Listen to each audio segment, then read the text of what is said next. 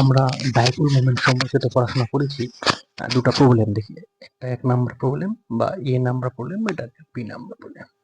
বলছে কি যে find the dipole moment of the arrangement. এটা একটা সিস্টেম দেওয়া আছে আর এটা একটা সিস্টেম দেওয়া আছে। এখানে minus charge plus two q charge, আর এটা প্লাস টু কিউ, আর এটা মাইনাস কিউ, এখানে minus q plus two q minus q. এর মধ্যে ডিস্টেন্স গুলো হচ্ছে ডিডি করে, এখানেও ডি এখানেও ডি। তো এটারও ডাইপোল মোমেন্ট বার করতে বলছে আর এখানেও ডাইপোল মোমেন্ট বার করতে বলেছে আমাদের এটা কিভাবে করব এটা একটু দেখি কেমন হবে মানে প্রসেসটা। তারপরে বাকিগুলো সব একই রকম সেম সিস্টেম, সব সেম সিস্টেমই, জাস্ট আমাদের ফর্মুলাগুলো মনে রাখতে হবে, তাহলে এবার প্র্যাকটিস করতে হবে। এখানে যে ডাইপোল এটা আছে সিস্টেম, ধরে 1 নাম্বারের জন্য দেখি যে এখানে ধরে নিলাম এই প্লাস টু কিউটাকে একটু এভাবে ভাবছি, প্লাস কিউ প্লাস কিউ। তাহলে এইটার জন্য একটা সিস্টেম তৈরি করলাম। তার মানে যদি এটার জন্য বলি প্লাস কিউ, তার মানে কি, যে আমাদের ডাইপোল মোমেন্ট কি ছেলে থাকে, একটা হচ্ছে যে কোনো চার্জের ভ্যালু ইন্টু ডিস্টেন্স, এটা। তাহলে এই minus Q R plus Q মিলে নিচের মাইনাস থেকে প্লাসের প্লাস ডাইরেকশন কোন দিকে, মাইনাস থেকে প্লাসের দিকে। তাহলে এখানে একটা ডাইপোল কাজ করছে পি ওয়ান ডাউনওয়ার্ড, এটা হচ্ছে পি ওয়ান।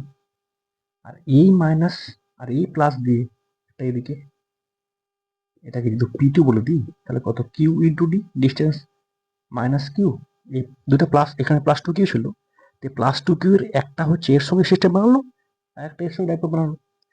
তাহলে এটা হচ্ছে P one equal to Q into D, আর এটা P two into Q into D. তাহলে নেট কত হবে, তাহলে এই মুছে দিয়ে থাকি, তাহলে এই আর পি ওয়ান পি টুর মধ্যে 90। তার মানে যদি নেট ডাইপোল মোমেন্ট বার করি আমরা, পি নেট কত হবে, আমরা কি ফর্মুলা জানি, magnitude P one square P two square plus two P one P two cos angle between P one P two 90। তাহলে cos 90 মানে 0, তার মানে পরে থাকবে P one square plus P two square, এটা 0। পি ওয়ান স্কোয়ারের value কত, P ওয়ানের ভ্যালু কত, কিউ ইন্টু ডি, তাহলে কিউ ইন্টু ডি তার স্কোয়ার প্লাস এটা কত, কিউ টু কত, কিউ ইন্টু ডি তার square, just calculation, under root two Q into D তার স্কোয়ার, আন্ডার রুট টু থাকলো আর এটা কিউ ডি বেরিয়ে গেল। এটা হচ্ছে পি নেট, নেট ডাইপোল পেয়ে গেলাম, এটা ছিল। এবার নেট ডাইপোলটা যে পেলাম, মানে ফাইনাল এটা এটা মানে কিউ ওয়ান বা কিউ টুর সঙ্গে কত ডিগ্রি অ্যাঙ্গেল তৈরি করেছে সেটা দেখি। তারপর ধরে নিলাম যে এটা তো 90, ধরলাম এটা এটা হচ্ছে P net direction, P net যেটা আমরা পি নেট পেলাম under root two Q into D, এটা ডাইরেকশন ধরে নিলাম যে পি ওয়ানের সঙ্গে থিটা অ্যাঙ্গেল করা আছে। তাহলে আমরা ফর্মুলা জানি, tan theta equal to P two sine angle between this alpha হয়ে গেল P one plus P two cos alpha, এর আলফা ইকুয়াল কত 90। তার মানে পি টু মানে ভ্যালু কত, কিউ ইন্টু ডি, সাইন 90 মানে 1 ডিভাইড বাই পি ওয়ান মানে হচ্ছে কিউ ইন্টু ডি, আর cos 90 মানে 0, তারপরে থাকলো কত, Q D divide by Q D, তার মানে হচ্ছে থিটা ইকুয়াল টু হচ্ছে এটা 1, মানে 10 1, তার মানে অতএব বলতে 10 থিটা ইকুয়াল কত, 1045, থিটা ইকুয়াল 45। তাহলে এটা আমাদের পি নেটটা পি ওয়ান এর সঙ্গে 45 ডিগ্রি কোণ করে আছে। অ্যান্সার এটাই আমাদের। তাহলে এটা হচ্ছে ম্যাগনিটিউড নেট ম্যাগনিটিউড এই সিস্টেমটার ডাইপোল মোমেন্টের নেট ম্যাগনিটিউড, আর অ্যাঙ্গেলটা 45, পি ওয়ান এর সঙ্গে 45 করে আছে। আর সেকেন্ডটা যদি দেখি, সেকেন্ডটা হচ্ছে আমাদের যে সেম প্রসেস, জাস্ট খালি একটু দেখতে হবে। যেমন এখানে আমরা প্লাস টু কিউ আছে, এখানে আমরা প্লাস কিউ লিখলাম, তাহলে এই মাইনাস কিউ এই মাইনাস আর একটা প্লাস মিলে সিস্টেম বানানো, এটা কোন দিকে, এদিকে, ডাইরেকশনটা সবসময় মাইনাস থেকে প্লাসের দিকে হয়। তাহলে এটাকে আমরা দিলাম পি ওয়ান কত, ডিস্টেন্স, যে কোনো একটা চার্জের ভ্যালু ইন্টু ডিস্টেন্স, তাহলে সরি কিউ ইন্টু ডি, এই মাইনাস আর এই আবার এখানকার প্লাস একটা আছে, এদিকে তৈরি করলো। এটা হচ্ছে P2 equal to Q into D. এবার যেহেতু ইকুয়েটোরিয়াল ট্রায়াঙ্গেল, অ্যাঙ্গেল 60 60 60, তো এটা অ্যাঙ্গেল 60 হবে।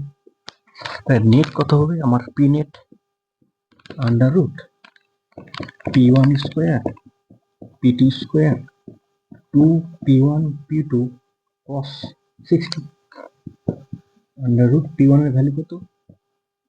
সরি, কিউ ইন্টু ডি তার square plus Q into D তার স্কোয়ার প্লাস টু টু আমি এখানে লিখি কিউ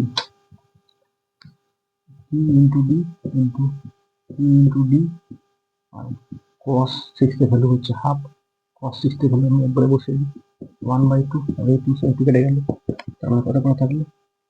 এটা করে থাকলো Q D square plus Q D তার স্কোয়ার প্লাস কিউ ডি, তার মানে হচ্ছে কিউ ইন্টু ডি তার স্কোয়ার, তার মানে থাকলো 3 কিউ ডি স্কোয়ার, তার মানে 3 কিউ ডি। এটা হচ্ছে এই সিস্টেমটার জন্য নেট ডাইপোল মোমেন্ট।